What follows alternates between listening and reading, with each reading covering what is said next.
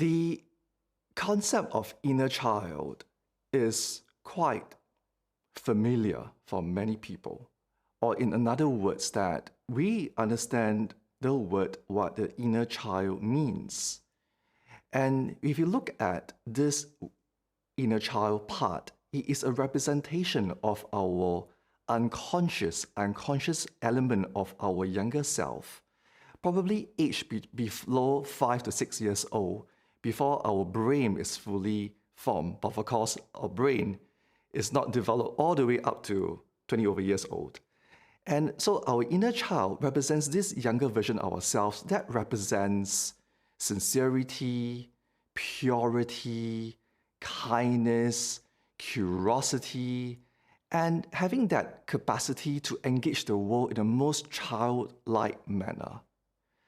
An inner child is also simply means that we want to play, we want to be open, and we want to connect with the world and with other people around us. And why is inner child important? It's because that when we are growing up through different chapters of our life, we learn and we stumble across life.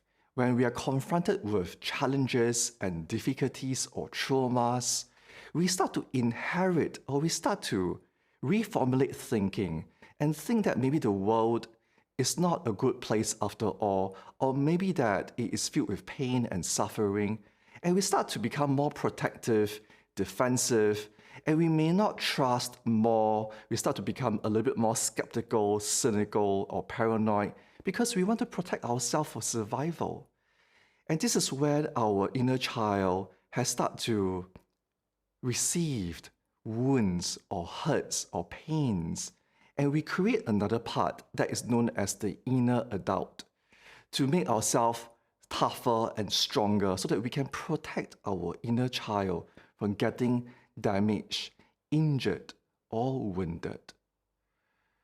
And what I want to try to say here is that we all have these different parts of ourselves. And this inner child represents our most purest way of looking at the world and what we really desire to achieve in life. And when we reconnect with our inner child, we are also strengthening our capabilities in improving our relationships with ourselves, looking at compassion.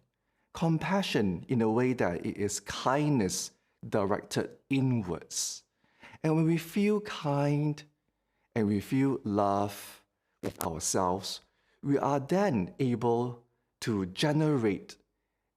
able to share that love with someone else that we care about. So connecting with our inner child is really important. Can you think about a time when you were younger, during your childhood days, when you were happy and curious and brave, and you dare to try things because that you have not failed before? With that curiosity and bravery, and this is a big representation of an inner child. And that is what I would like to share with you about inner child today. And it's important to connect with our inner child from time to time because this is who we really are.